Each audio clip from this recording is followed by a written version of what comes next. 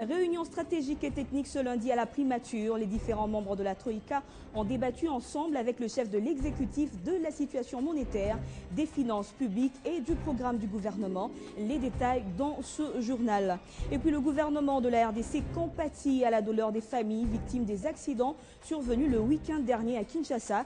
Dans un communiqué publié dimanche et signé par son porte-parole Lambert Médé, le gouvernement annonce un certain nombre de mesures. Madame, Messieurs, bienvenue à tous sur Télé 50. Commençons avec cette nouvelle. Après le contrôle parlementaire du mercredi dernier, le vice-premier ministre et ministre de la Défense nationale s'est retrouvé ce lundi devant la représentation nationale pour répondre aux questions des honorables députés sur la situation dans l'Est de la RDC. Bien avant, le président de l'Assemblée nationale, Aubin Minakou, a présenté le bureau élu du comité de sages. Crispin Chibassou. À l'Assemblée nationale, le rendez-vous a été respecté par les députés nationaux qui ont effectué les déplacements du Palais du Peuple. Après la plénière du mercredi dernier consacrée au contrôle parlementaire, ce lundi, les réponses du vice-premier ministre, ministre de la Défense, ont été portées à la connaissance de la représentation nationale. Bien avant, le bureau de l'Assemblée nationale présidé par Aubin Minakou a procédé à la présentation du bureau du comité des sages de la Chambre basse. Respectant les consensus, dans ces bureaux, on retrouve des femmes, fruits de l'ouverture politique suite à la requête effectuée il y a quelques semaines par les députés femmes. Avec ces votes, les organes techniques de l'Assemblée nationale affichent donc complet. Et Aubin Minakou confirme son vœu d'instaurer un débat démocratique à la Chambre basse du Parlement congolais. Et puis, conformément aux instructions du chef de l'État relatives à la consolidation de la stabilité du cadre macroéconomique et de soutenir la croissance économique, le chef de l'exécutif a institué une réunion hebdomadaire d'une cellule restreinte dans l'objectif de faire le point sur la situation. C'est ce lundi que s'est tenue la première rencontre à laquelle ont pris part le Premier ministre, le vice-premier et ministre du Budget, celui des Finances, ainsi que le gouverneur de la Banque centrale du Congo. Au menu, la situation macroéconomique globale des finances publiques et le niveau du déficit de la Banque centrale du Congo, la bancarisation de la paye des fonctionnaires et agents de l'État, mais aussi le processus de mise en circulation des coupures à valeur faciale élevée ont été aussi abordés. Nous y reviendrons. Le sommet extraordinaire des chefs d'État et de gouvernement de la communauté de développement de l'Afrique australe, SADC, s'est tenu à Luanda, en Angola, du 31 mai au 1er juin 2012. La situation politique de la RDC a été aussi évoquée lors de ce sommet, qui a également félicité le président congolais Joseph Kabila suite à sa réélection. Et c'est le chef d'État angolais et président en exercice de la SADC qui a présidé ces travaux. Patin Kieri était présent pour le compte de Télé 50. La délégation de la RDC était conduite à ce sommet par le ministre des Affaires étrangères, coopération internationale et francophonie Raymond Tshibanda Tonga Moulongo, accompagné des ministres Fridolin Kaswechi de l'aménagement du territoire, urbanisme, habitat, infrastructures, travaux publics et reconstruction, ainsi que de l'économie nationale et commerce, Jean-Paul Nemayato. L'examen de la situation politique dans la région, notamment celle de la RDC, de la République du Madagascar et du Zimbabwe, la réflexion sur la mise en œuvre du programme d'intégration de la SADC, les préparatifs de la réunion de l'Assemblée de l'Union africaine pour l'élection du président de la Commission, enfin l'analyse des progrès accomplis dans l'exécution du programme régional de développement des infrastructures ont été abordés.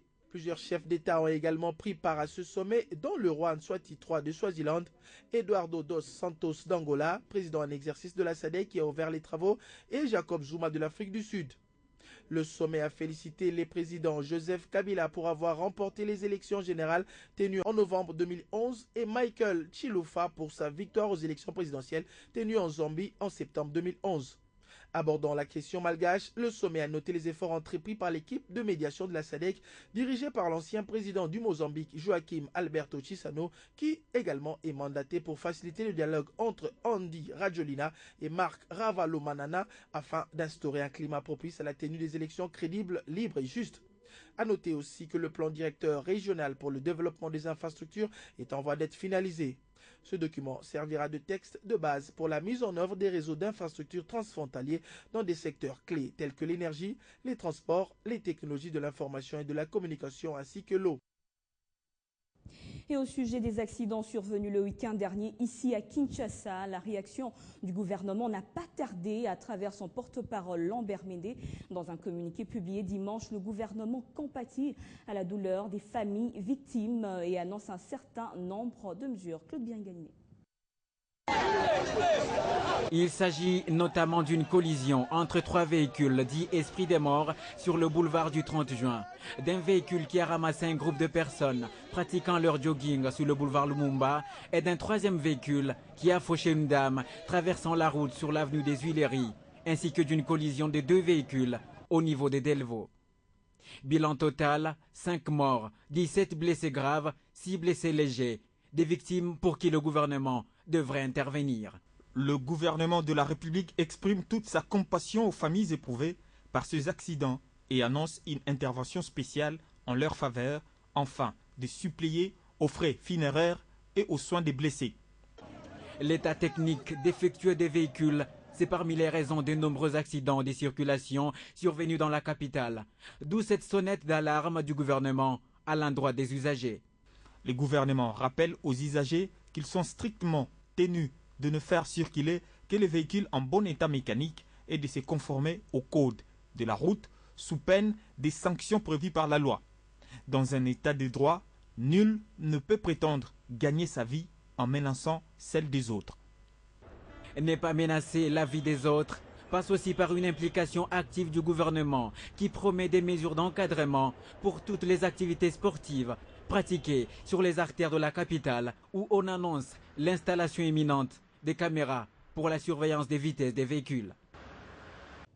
L'Union des femmes de Kinshasa, UFKIN, très déterminée à apporter sa pierre de contribution à la reconversion des mentalités dans le combat contre l'insalubrité dans la capitale congolaise.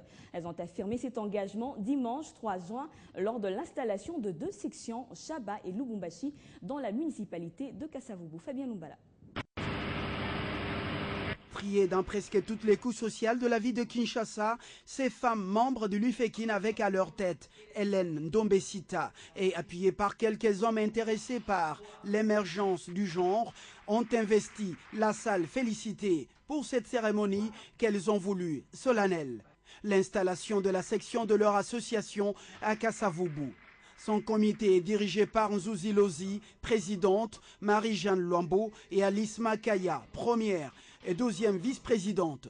Leur mission première, faire du porte-à-porte pour sensibiliser à la propreté tout en rappelant les valeurs fondatrices de Kinshasa dès l'époque. Kinshasa la Belle. Voilà tout le sens symbolique et sémantique de la remise de ce balai. Une occasion pour l'UFKIN d'honorer 2 femmes et un homme pour leur travail.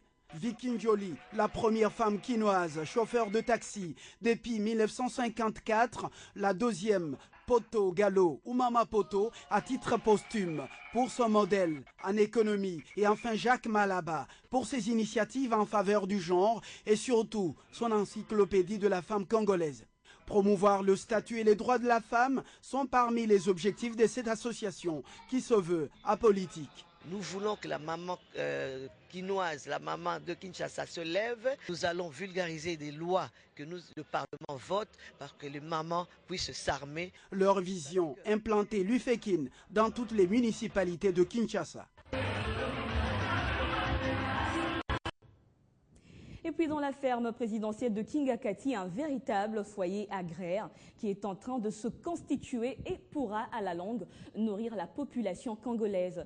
Toutes les cultures agraires se pratiquent sur ce site qui couvre plusieurs hectares dans la commune de Lantsele.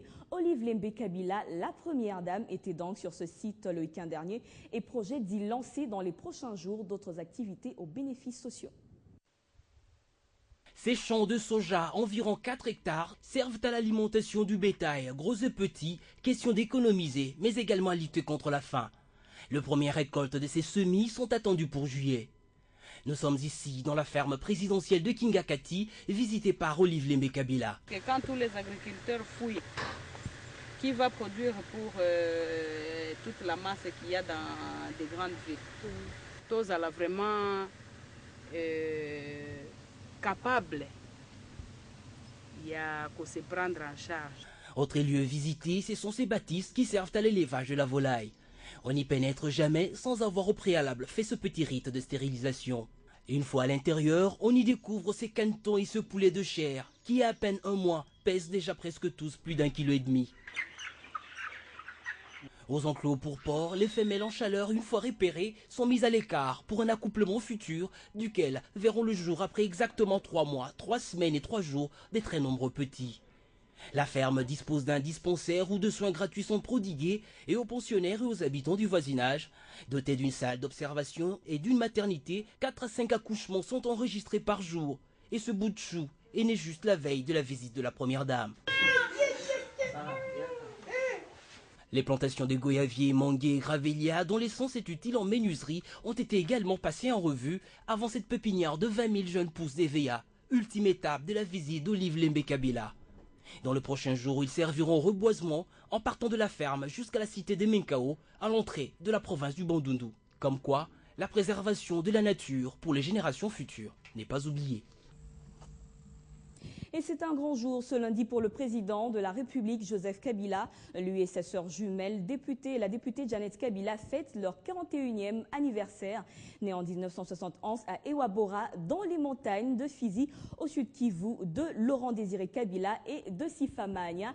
Joseph Kabila est président de la RDC depuis 2001. Il a été élu en 2006, puis réélu en novembre 2011 pour un second mandat. Je vous propose de suivre le portrait de celui qui, à ses jours, est déterminé à révolutionner la RDC.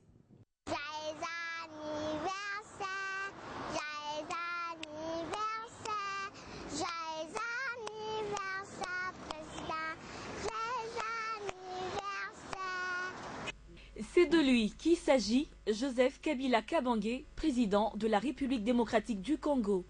Il est né le 4 juin 1971 à Ewabora, dans le territoire de Fizi, au sud Kivu. Jumeau à Janet Kabila, Joseph Kabila commence ses études primaires à Fizi, dans le maquis du sud Kivu, études qu'il termine à l'école française de Dar es Salaam en Tanzanie. La nécessité de poursuivre la révolution l'oblige à entreprendre en Tanzanie une formation militaire, alors qu'il pouvait bien poursuivre une formation universitaire classique comme cela se passe souvent. En 1996, Joseph Kabila est nommé commandant des opérations sur l'axe Kisangani, ensuite Lubumbashi et Kinshasa, pendant l'avancée des troupes de libération vers Kinshasa. En 1997, il se rend en Chine pour parfaire ses études militaires à l'Université de la Défense nationale de Pékin, avant de devenir, en 2001, président de la République démocratique du Congo. Moi, Joseph Kabila, président de la République démocratique du Congo, je jure fidélité à la nation. Il organise les élections en 2006, élections qu'il remporte. Et en 2011, Joseph Kabila signe son deuxième mandat, essentiellement basé sur le social de la population congolaise. Joseph Kabila est marié à Olive Lembe, avec qui ils ont 2 enfants, Sifa et Laurent Désiré Junior. 41 ans aujourd'hui, une bougie de plus, et les Congolais partagent cette joie. On a souhaité président bonne fête, bon anniversaire. Bon anniversaire, Joseph Kabila Kabange. Bon anniversaire, Joseph Kabila Kabange. Bon anniversaire, papa, Joseph Kabila Kabange. Raïs. Même ambiance à Télé 50 où le gâteau était partagé à cette occasion.